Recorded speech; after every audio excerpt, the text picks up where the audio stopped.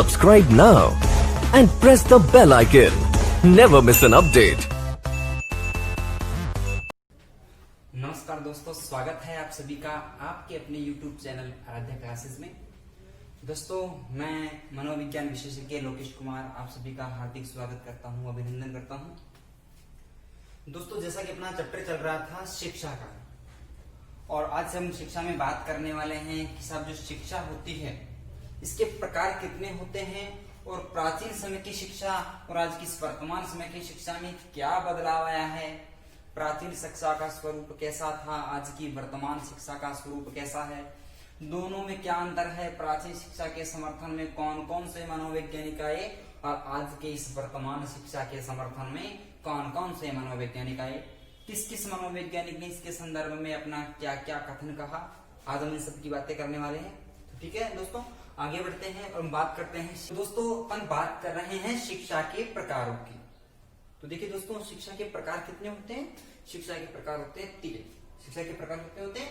3 प्रकार होते हैं शिक्षा के, और अपन बात कर रहे हैं शिक्षा के 3 प्रकारों की। तो देखिए दोस्तों, शिक्षा के 3 प्रकार होते हैं, ये आपके सामने है। औपचारिक शिक्षा, अनौपचारिक शिक्षा और निरौपचारिक शिक्षा। औपचारिक, अनौपचारिक और निरौपचारिक, इनको इंग्लिश में कहते हैं फॉर्मल एजुकेशन, इनफॉर्मल एजुकेशन, और इसको कहते हैं non formal education. Formal, informal और नॉन फॉर्मल एजुकेशन। तो देखिए दोस्तों, अब इन तीनों में अंतर क्या होता है? दोस्तों, ध्यान रखना एक बात का, आपके पिछले एग्जाम्स के आप पेपर उठाकर देखेंगे तो आप लोग उसमें पाएंगे कि उसमें आपके एग्जाम में एक प्रश्न हर बार आता रहा है, और हमें इस प्रश्न को गलती से भी गलत नहीं करना है। बहुत इजी सा, बहुत ही सिंपल सा प्रश्न आपका आने वाला है। वो कैसा आएगा अभी मैं आपको बिल्कुल क्लियर किए देता हूं। तो अपन इस चीज को समझने से पहले सबसे पहले हम समझेंगे कि साहब ये शिक्षा होती क्या है, उसके बाद हम बात करेंगे साहब क्वेश्चन आपके एग्जाम में कैसा आएगा। तो देखिए दोस्तों, औपचारिक शिक्षा, अपन इसको क्या कहते हैं? Formal education. तो देखिए दोस्तों, औपचारिक शिक्षा ये क्या होती है? देखिए, औपचारिक शिक्षा जो होती है इसमें आपके उद्देश्य और परिस्थितियां दोनों को ही पहले से ही निर्धारित कर दिया जाता है। अर्थात औपचारिक शिक्षा में बालक के कौन कौन से उद्देश्यों की पूर्ति हमें पूरे शिक्षण सत्र में करनी है, पूरे वर्ष भर में बच्चे को हमें क्या क्या पढ़ाना है, क्या क्या समझाना है, उसे क्या क्या लिखवाना है, उसमें मूल्यांकन उसका कब कब कहां कहां और कैसे कैसे करना है, ये सब कुछ पहले ही सारा कार्यक्रम डिसाइड कर दिया जाता है। अर्थात दोस्तों, औपचारिक शिक्षा में बालक के लिए उद्देश्य, बालक के लिए उद्देश्य और उन उद्देश्यों को पूरा करने वाली परिस्थितियों का निर्धारण पहले से ही कर दिया जाता है। अर्थात उद्देश्य और परिस्थितियां दोनों ही निर्धारित होती है। एग्जाम्पल की बात करें तो देखिए दोस्तों, इसके एग्जाम्पल, विद्यालय शिक्षा, आपकी जो स्कूली शिक्षा है, स्कूली शिक्षा, और आपकी जो कॉलेज शिक्षा है। दोस्तों, इसमें शिक्षण सत्र के प्रारंभ में ही सारा कार्यक्रम पहले ही डिसाइड निर्धारित कर दिया जाता है। तो ये आपका औपचारिक शिक्षा क्या होगा? इसके एग्जाम्पल पूछे तो विद्यालय शिक्षा है, स्कूली शिक्षा, और आपकी कॉलेज शिक्षा या विश्वविद्यालय शिक्षा। और दोस्तों, इसके आगे अपन बात करते हैं नंबर 2, अनौपचारिक शिक्षा की, जिसको अपन कहते हैं इनफॉर्मल एजुकेशन। देखिए, अनौपचारिक शिक्षा, इसमें क्या होता है? अनौपचारिक शिक्षा में बालक के लिए उद्देश्य और उन उद्देश्यों को पूरा करने वाली जो परिस्थितियां हैं, इनका जरा भी निर्धारण होता ही नहीं है।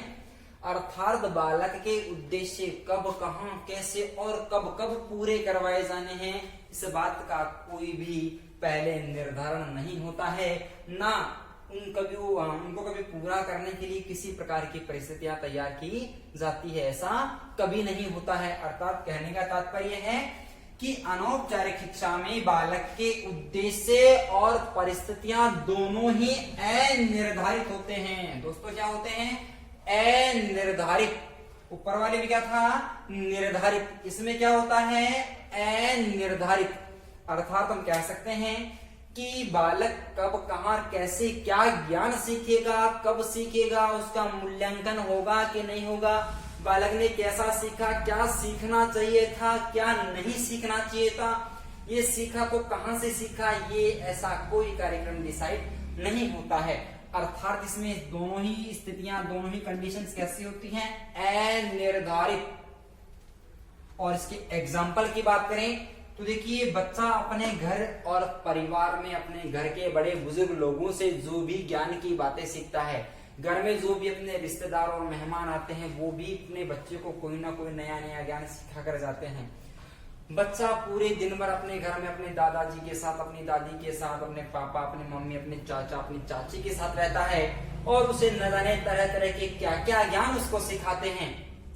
लेकिन दोस्तों ये बताइए, क्या हमने बच्चे के पैदा होते ही यह निर्धारण किया था क्या कि साहब बच्चा शुरुआत के 1 महीने में मम्मी से सीखेगा, अगले 3 महीने में पापा से सीखेगा, 1 साल के बाद दादा से सीखेगा, 2 साल के बाद दादी से सीखेगा, 3 साल के बाद अपने चाचा से, 5 साल के बाद चाची से, ऐसा कोई कार्यक्रम डिसाइड होता है क्या? बिल्कुल नहीं होता है। कौन सा उद्देश्य, कब कौन सा कहाँ ज्ञान कहाँ मिल जाना है, कोई पता नहीं होता है। इसीलिए आपको ऐसे अच्छे एग्जाम्पल आपके घर परिवार, आपके आस पड़ोस मोहल्ले रिश्तेदारी में भी मिलते होंगे कि एक बच्चा 3 साल का, उसमें इतने ज्ञान भरे होते हैं जिसकी कोई सीमा नहीं होती है। हम उसे देखकर चौंक जाते हैं कि यार इस बच्चे में इतना ज्ञान आता कहां से है। और कुछ बच्चे ऐसे होते हैं कि उम्र तो भले ही 10 साल हो गई है, लेकिन साहब उनकी बात करें तो उनमें ज्ञान धेले भर का भी नहीं होता है, थोड़ा सा भी ज्ञान नहीं होता है उनमें। और हम कह देते हैं कि भाई तेरे अंदर कोई ज्ञान है कि नहीं, कौन सी स्कूल में जाता है, तेरे टीचर तुझे कुछ सिखाते हैं कि नहीं सिखाते हैं। तो दोस्तों ये जो शिक्षा है, कौन सा ज्ञान आ रहा है, कौन सा नहीं आ रहा है, कौन सा आना चाहिए था, कौन सा नहीं आना चाहिए था, ये आपका जो बच्चा अपने परिवार से, अपने समाज से, अपने मोहल्ले से जो कुछ भी सीखता है। बच्चा रोड पर जा रहा है, रोड पर जाते जाते भी अगर उसे कोई ज्ञान मिल गया, ये भी आपकी कौन सी शिक्षा है, अनौपचारिक शिक्षा है। घर परिवार में मोहल्ले से रिश्तेदारों से जो सीखता है बच्चा, वो कौन शिक्षा है, अनौपचारिक शिक्षा है। ठीक है दोस्तों, तो ये आपकी कौन सी शिक्षा, अनौपचारिक। हाँ, और ध्यान रखिए यही वो शिक्षा है जिसके संदर्भ में आपके पेपर में सबसे ज्यादा बार प्रश्न बनता है। कौन सी में से, अनौपचारिक शिक्षा में से। और आपके एग्जाम में, और आपके केवल रीट भर्ती के एग्जाम में ही नहीं, आपके first grade, second grade, REET, CTET, न जाने कितने शिक्षक भर्ती के एग्जामों में सबसे ज्यादा बार पूछा गया प्रश्न। आप लोगों में ये भी जिज्ञासा आ रही होगी कि साहब वो क्वेश्चन कौन सा है जो बार बार बना है, किस तरह की लैंग्वेज से बना है। तो देखिए दोस्तों, आपका जो क्वेश्चन बना है, एक बच्चा अपने परिवार और समाज से जो शिक्षा ग्रहण करता है, एक बच्चा अपने परिवार और समाज से जो शिक्षा ग्रहण करता है, बताइए यह शिक्षा का कौन सा प्रकार है।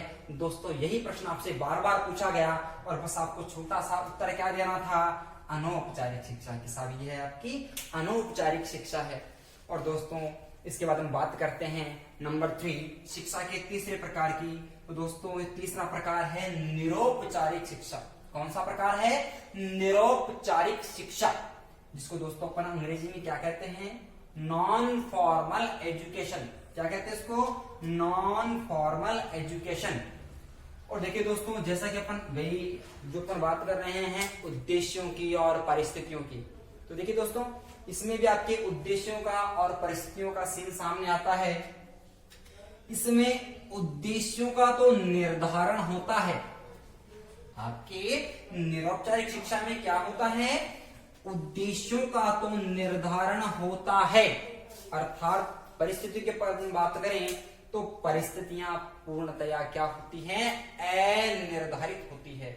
इसमें किसी भी प्रकार की कोई भी जो चीजें हैं बच्चे को कब कहां और कैसे करवाई जानी है, इनका किसी प्रकार से कोई भी निर्धारण इनका नहीं किया जाता है। अर्थात ये पूर्णतया अनिर्धारित होती है। लेकिन उद्देश्य कौन से पूरे करवाने हैं, इनका निर्धारण हम पहले ही कर चुके होते हैं। इसलिए दोस्तों अगर आपसे इन शिक्षाओं के बारे में प्रश्न पूछे तो आपसे पूछ लेगा कि शिक्षा का वह प्रकार बताइए जिसमें उद्देश्य निर्धारित होते हैं और परिस्थितियां अनिर्धारित होती हैं। तो दोस्तों शिक्षा का कौन सा प्रकार है ये? निरौपचारिक शिक्षा। और बात करेंगे सर इसके एग्जाम्पल उदाहरण कौन कौन से होंगे, तो देखिए निरौपचारिक शिक्षा के उदाहरणों में बात करते हैं दूरस्थ शिक्षा की, पत्राचार शिक्षा की, ओपन स्कूल, खुले विश्वविद्यालय, कोटा ओपन जो कि आजकल बहुत ज्यादा प्रचलन में चल रहा है, Kota open, IGNOU full form जानते हैं इग्नू की, इंदिरा गांधी नेशनल यूनिवर्सिटी। ठीक है, तो दोस्तों ये सारे के सारे कार्यक्रम, इसमें केवल और केवल बच्चे को क्या पढ़ाया जाना है, क्या सिखाया जाना है, बस केवल इतना ही निर्धारण किया जाता है। लेकिन उन उद्देश्यों को पूरा कब, कहां और कैसी परिस्थितियों में करें, इनका निर्धारण बिल्कुल भी नहीं होता है। तो दोस्तों आपसे आजकल जो एग्जाम में क्वेश्चन सीधा सीधा आज तक बनता आ रहा था कि पारिवारिक और सामाजिक शिक्षा कौन से शिक्षा का उदाहरण है, हम कहेंगे अनौपचारिक शिक्षा का। हमसे पूछें कि दूरस्थ शिक्षा या आपके खुले विश्वविद्यालय शिक्षा के कौन से प्रकार में आते हैं, निरौपचारिक में। स्कूली शिक्षा और कॉलेज शिक्षा के कौन से प्रकार में आते हैं, औपचारिक शिक्षा में। लेकिन दोस्तों अब तक एग्जाम में बना नहीं है, लेकिन बहुत जल्दी बनने की संभावनाएं मुझे नजर आ रही है। और वो कौन सी? पूछेगा कि शिक्षा का वह प्रकार बताइए जिसमें उद्देश्य और परिस्थितियां दोनों निर्धारित होती हैं। हम आंसर देंगे वह औपचारिक शिक्षा है। हमसे पूछे शिक्षा का वह प्रकार कौन सा है जिसमें उद्देश्य परिस्थितियां दोनों ही अनिर्धारित होती हैं, कौन सा प्रकार है दोस्तों? अनौपचारिक शिक्षा का। हमसे पूछे शिक्षा का वह प्रकार कौन सा है जिसमें उद्देश्य तो निर्धारित लेकिन परिस्थितियां अनिर्धारित होती हैं, तो कौन सा प्रकार है आपका? निरौपचारिक शिक्षा। ठीक है दोस्तों, तो ये हमने बात कर ली किसकी? शिक्षा के 3 प्रकारों की। अब हम इसके आगे बात करने वाले हैं कि जो आपकी प्राचीन शिक्षा का स्वरूप था और जो आज की वर्तमान शिक्षा का स्वरूप है, इसमें दोस्तों क्या अंतर है, क्या बदलाव आया, क्या क्या चेंजेस हमें देखने को मिले हैं, तो हम इन सब की बातें करने वाले हैं। तो बात करते हैं प्राचीन शिक्षा के और वर्तमान शिक्षा के स्वरूप और उसके बदलाव की, इसके अंतर की और इसके समर्थन में आने वाले प्रमुख मनोवैज्ञानिकों की। तो आगे बढ़ते हैं और बात करते हैं शिक्षा के उन प्राचीन और वर्तमान स्वरूप की। तो दोस्तों फिर बात कर रहे हैं प्राचीन शिक्षा के और वर्तमान शिक्षा के स्वरूप की। तो देखिए दोस्तों, प्राचीन शिक्षा का जो स्वरूप था इसमें बात की जाती है और बताया जाता है कि प्राचीन समय की शिक्षा में जो गुरु और शिष्य हुआ करते थे दोनों ही पूर्णतया स्वतंत्र हुआ करते थे। कहने का तात्पर्य स्वतंत्रता से यह है कि गुरु बिल्कुल निश्चिंत होकर के, बिना किसी के जोर दबाव में, स्वतंत्र होकर के शिष्य को ज्ञान दिया करता था। अर्थात उस गुरु के ऊपर किसी भी प्रकार का कोई भी बाउंडेशन नहीं होता था। अर्थात बात करें प्राचीन शिक्षा में तो स्वतंत्र कौन था, किस प्रकार से ज्ञान देना है, कैसा देना है, पीट के देना है कि राजी खुशी देना है, यह सारा सब कुछ कौन डिसाइड करता था? केवल और केवल शिक्षक डिसाइड करता था। और शिक्षार्थी बिल्कुल ईश्वर के समान अपने गुरु को मानते हुए उसकी आदेश की पालना करता हुआ ज्ञान को ग्रहण करता था। अर्थात प्राचीन शिक्षा में दादागिरी कौन करता था भाई? दादागिरी से तात्पर्य समझते हैं कि अर्थात सर्वे सर्वा कौन था उस समय की शिक्षा का? तो प्राचीन समय की शिक्षा में सर्वे सर्वा था आपका शिक्षक। प्राचीन समय की शिक्षा में सर्वे सर्वा कौन हुआ करता था? शिक्षक। अर्थात हम कह सकते हैं कि प्राचीन शिक्षा कैसी शिक्षा थी आपकी? शिक्षक प्रधान शिक्षा थी। प्राचीन शिक्षा कैसी आपकी? शिक्षक प्रधान शिक्षा थी। और देखिए बात करते हैं प्राचीन समय की शिक्षा में, तो जैसा कि अपन अभी बात कर रहे थे कि प्राचीन शिक्षा में केवल और केवल शिक्षा इन 2 मुखों तक सिमटी हुई थी, एक तो इधर वाला मुख और दूसरा इधर वाला। अर्थात गुरु और शिष्य के मध्य कोई भी तीसरा आदमी अपनी बीच में टांग फंसाता ही नहीं था। अर्थात उनके मध्य किसी प्रकार का कोई बाउंडेशन लाने वाला, किसी प्रकार का कोई अवरोध पैदा करने वाला नहीं था। गुरु स्वतंत्र था ज्ञान कैसे देना है, और शिक्षार्थी भगवान के समान अपने गुरु को मानते हुए उसके हर एक आदेश की पालना करता, उसके द्वारा बताई गई हर एक बात को अपने सिर के ऊपर रखता और उसको स्वीकार करता। अर्थात प्राचीन शिक्षा में मुख कितने थे? 2 मुख थे। एक सिरे पर कौन था? शिक्षक, और दूसरे सिरे पर कौन था? शिक्षार्थी। अर्थात प्राचीन शिक्षा का स्वरूप कैसा हो गया? 1 और 2। अर्थात कह सकते हैं कि प्राचीन शिक्षा कैसी थी? द्विमुखी शिक्षा। प्राचीन शिक्षा कैसी थी? आपकी द्विमुखी शिक्षा थी। अब आपसे ये पूछ रहे हैं कि प्राचीन शिक्षा को द्विमुखी शिक्षा का नाम किसने दिया? द्विमुखी क्यों कहा हमने? क्योंकि इसका एक मुख ये रहा, दूसरा मुख ये रहा, तीसरा कोई मुख होता ही नहीं था। गुरु अपनी स्वेच्छा से जो मर्जी है सब कुछ ज्ञान, लिखित पुस्तकों का कोई चलन नहीं था, किसी प्रकार का कोई सिलेबस का बाउंडेशन नहीं था। गुरु अपने ही तरीके से शिक्षार्थी को ज्ञान देकर उसका मार्गदर्शन करता था। तो प्राचीन शिक्षा का स्वरूप कैसा? द्विमुखी। और अब प्रश्न ये बनेगा, किस प्राचीन शिक्षा को द्विमुखी शिक्षा का नाम किसने दिया? अर्थात किसने कहा? आंसर आएगा दोस्तों जॉन एडम्स। क्या आएगा? John Adams. तो प्राचीन शिक्षा शिक्षक प्रधान शिक्षा। पहला प्रश्न, प्राचीन शिक्षा के मुख कितने थे? 2, शिक्षक और शिक्षार्थी। यह है आपका दूसरा प्रश्न। तीसरा प्रश्न की प्राचीन शिक्षा को कौन सी शिक्षा कहा जाता था? द्विमुखी शिक्षा। और अगला प्रश्न कि प्राचीन शिक्षा को द्विमुखी शिक्षा का नाम किसने दिया? जॉन एडम्स ने दिया। ठीक है दोस्तों, ये तो हमने बात की कौन सी शिक्षा की? प्राचीन समय की शिक्षा की। और दोस्तों हम बात करते हैं आज के इस एट प्रेजेंट के समय की वर्तमान शिक्षा की। कौन सी शिक्षा की? वर्तमान समय की शिक्षा की। और बात करते हैं क्या वर्तमान समय में भी शिक्षक क्या पहले के समान ही गुरुओं की तरह स्वतंत्र था? क्या आज कोई लिखित पाठ्यक्रम नहीं है? क्या लिखित पाठ्य पुस्तकें नहीं है? क्या गुरु आज उन पाठ्य पुस्तकों का सहारा नहीं लेता है या स्वेच्छा से ही ज्ञान देता है? नहीं दोस्तों, आज बाउंडेशन आ गया है। अब गुरु अपने तरीके से नहीं पढ़ाता है। शिक्षार्थी के बाउंडेशन में आकर जो शिक्षार्थी पढ़ना चाहता है वही पढ़ाता है। इसलिए आज शिक्षक स्वतंत्र नहीं रहा है, वह इन तरह तरह के पाठ्यक्रम और शिक्षार्थी की रुचियों के एक ऐसे जाल में शिक्षा का स्वरूप बनता चला गया है कि शिक्षक ज्ञान तो देगा लेकिन शिक्षार्थी जो लेना चाहता है वही देगा, उसके पाठ्यक्रम के अकॉर्डिंग देगा। कोई एक्स्ट्रा ज्ञान शिक्षार्थी नहीं लेना चाहते हैं। इसका आज अर्थ ही बदल गया है।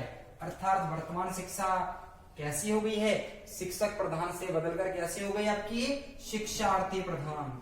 वर्तमान शिक्षा का स्वरूप कैसा है आपका? शिक्षार्थी प्रधान शिक्षा है आपकी वर्तमान शिक्षा। और पहले तो गुरु ज्ञान देता था, शिक्षार्थी लेता था। क्या देगा? कुछ भी देगा, सब कुछ लेगा। लेकिन आज शिक्षार्थी जो लेना चाहता है, जो ज्ञान उसको चाहिए, वही ज्ञान शिक्षक को देना होता है। और इन दोनों के मध्य एक तीसरी योजक कड़ी और जुड़ गई है। शिक्षक तो होता ही है, अगर ये नहीं हुआ तो ज्ञान देगा कौन? अगली कड़ी होती है शिक्षार्थी, अगर ये कड़ी नहीं हुई तो ज्ञान लेगा कौन? लेकिन ये ज्ञान देगा ही लेगा, लेकिन ये ज्ञान जिस माध्यम से लेगा वही ज्ञान शिक्षक देगा। और वो माध्यम दोनों के बीच में जो कड़ी जुड़ी है कौन सी? पाठ्यक्रम की। कौन सी दोस्तों? पाठ्यक्रम की। अब देखो दोस्तों, वर्तमान शिक्षा में स्वरूप इस 2 मुखों से बढ़कर इसकी कितने मुख हो गए हैं? आपके 3 मुख हो गए हैं। 1, 2 और 3। अर्थात वर्तमान शिक्षा को हम क्या कह सकते हैं? त्रिमुखी शिक्षा। वर्तमान शिक्षा कैसे है आपकी? त्रिमुखी शिक्षा है। 3 मुख हो गए ना, शिक्षक, शिक्षार्थी और पाठ्यक्रम। इन 3 मुखों के कारण इस वर्तमान शिक्षा को क्या नाम दिया जाता है दोस्तों? त्रिमुखी शिक्षा। और इस त्रिमुखी के साथ एक और बेहतरीन प्रश्न आपका निकलकर सामने आता है। अब आपसे एग्जामिनर ये पूछ लेगा कि इस वर्तमान शिक्षा को त्रिमुखी शिक्षा का नाम किसने दिया? तो आंसर क्या आएगा आपका दोस्तों? John Dewey. दोस्तों क्या आंसर आएगा आपका? John Dewey. तो दोस्तों समझ में आ गया होगा, उम्मीद करता हूं। तो प्राचीन शिक्षा शिक्षक प्रधान शिक्षा मुख थे 2, शिक्षक शिक्षार्थी और इसको नाम दिया द्विमुखी का, देने वाला था जॉन एडम्स। वर्तमान शिक्षा शिक्षार्थी प्रधान शिक्षा है, इसके 3 मुख हो गए हैं, शिक्षक, शिक्षार्थी और पाठ्यक्रम। और वर्तमान शिक्षा को त्रिमुखी शिक्षा का नाम देने वाला है कौन? आपका जॉन डेवी। ठीक है दोस्तों, तो ये हमने बात कर ली है शिक्षा के प्रकारों की। दोस्तों ध्यान रखें, जॉन एडम्स और जॉन डेवी ये बहुत ही ज्यादा, काफी सारे स्टूडेंट्स मेरे पास कंप्लेंट्स लेकर के आते हैं कि सर ऐसा कोई फॉर्मूला ट्रिक बताओ ना कि साहब जॉन एडम्स की जगह रहे, जॉन डेवी की जगह रहे। दोनों का नाम सेम सा होने के कारण जॉन सर हम कंफ्यूज हो जाते हैं, कभी हम इसके नाम को इसमें और इसके नाम को कभी इसमें लगा देते हैं। तो दोस्तों शायद ऐसी समस्या आप लोगों की भी हो, लेकिन ये समस्या मैं परमानेंटली सॉल्व कर देता हूँ, किसी ट्रिक के माध्यम से नहीं, केवल एक ऐसा पढ़ने का सीक्वेंस बना करके, ऐसी सोच समझ हम माइंड में ला करके बहुत आसानी से इसको याद कर सकते हैं। तो दोस्तों चलो मैं बता ही देता हूँ वो ट्रिक कौन सी है, तरीका कौन सा है, कैसे इसको याद करें, कैसे ये वाला कंफ्यूजन दूर करें। तो देखिए दोस्तों, पहले शिक्षा कौन सी आती है, प्राचीन या वर्तमान? समझ गए होंगे आप लोग मैं क्या कहना चाह रहा हूं कि पहले शिक्षा कौन सी है, कि प्राचीन है कि वर्तमान? प्राचीन से तात्पर्य जो पहले हो चुका, इसका मतलब कौन सा काल हो गया, ये भूतकाल हुआ कि नहीं हुआ?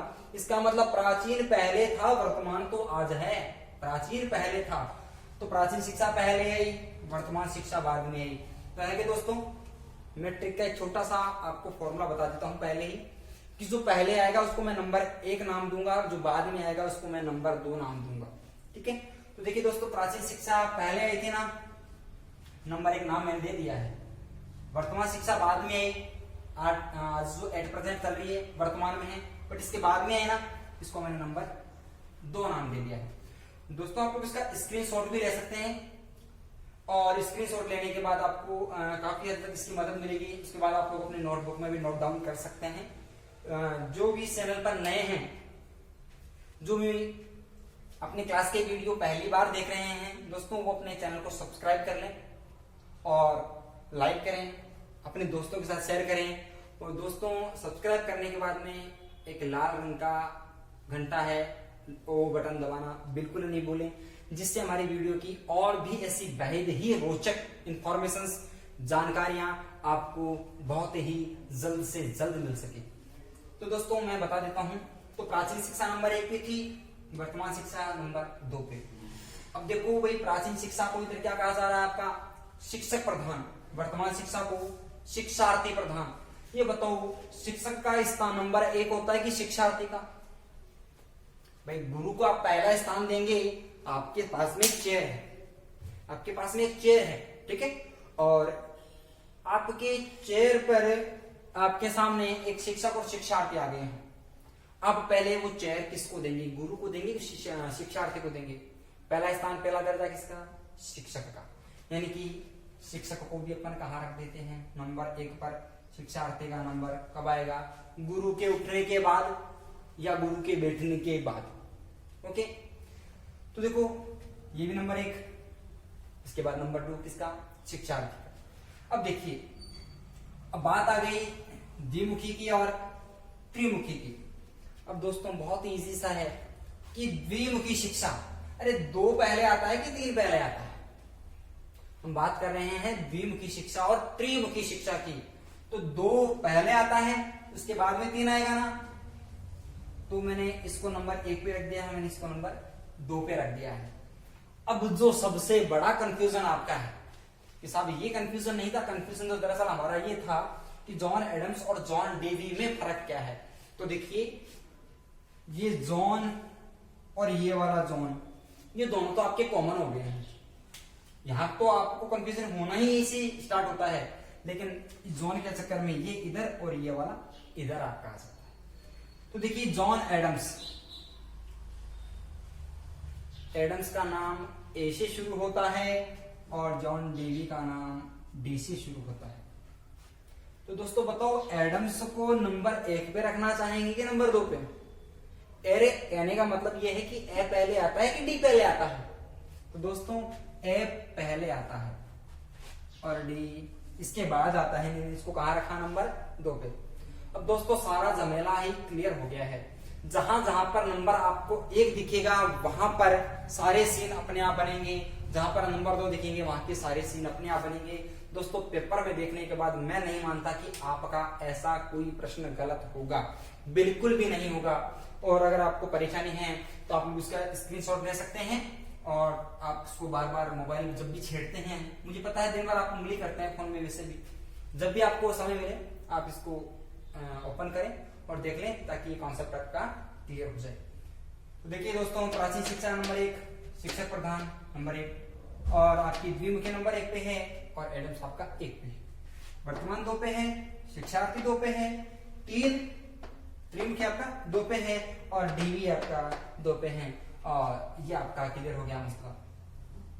ठीक है दोस्तों, तो इसके साथ ही हमने दोस्तों आज शिक्षा के कंप्लीट चैप्टर की बातें पूरी कर ली है और क्वाटेशंस भी आपकी इसमें एग्जाम में आती है। दोस्तों ध्यान रखें, आपका हमने भी केवल और केवल छोटा सा एक पोर्शन क्लियर किया है कि एक तो आपका शिक्षा और शिक्षा मनोविज्ञान का और एक मनोविज्ञान की भूमिका स्वरूप उसका अर्थ प्रकृति क्षेत्र उसके समझे थे। तो दोस्तों मैं आपको इसी वीडियो में अभी लास्ट में ही मैं आपको क्वाटेशंस डालने वाला हूं कि इसमें शिक्षा मनोविज्ञान की और शिक्षा मनोविज्ञान की कौन कौन सी परिभाषाएं हैं।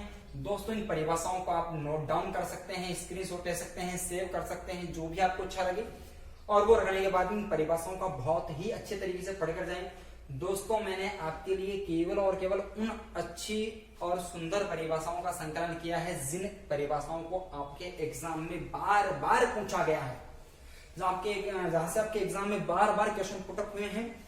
और कोशिश रहेगी अपनी इस बार भी एग्जाम में कि आपकी सारी परिभाषाएं और सारे प्रश्न आपके अगले वीडियो में बात करने वाले हैं आपके बहुत ही रीड के अकॉर्डिंग बहुत ही ज्यादा इंपॉर्टेंट चैप्टर की, जिसका नाम है आपका अधिगम लर्निंग।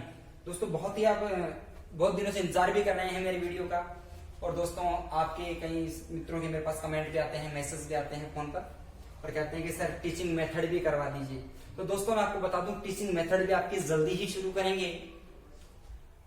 और जो अपना खुद का चैनल है साइकोलॉजी एक्सपर्ट लोकेश है, उस पर आपको दोस्तों एक शुभ सूचना और दे दूं कि उस पर जल्दी ही आपको चाइल्ड साइकोलॉजी के पोर्शंस की क्लासें भी जल्दी मिलने वाली हैं, जिसमें हम बात करेंगे बाल विकास की। बाल विकास कहाँ से शुरू हुआ, आज क्या है, ठीक है, और भिन्न भिन्न अवस्थाएं, तरह तरह का बालक का विकास, इन सब बातों की हम चर्चा उसमें करेंगे।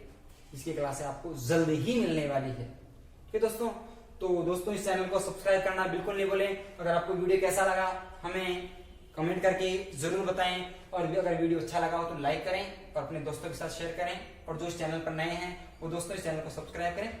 तो हम मिलेंगे आपसे अगले वीडियो में। धन्यवाद।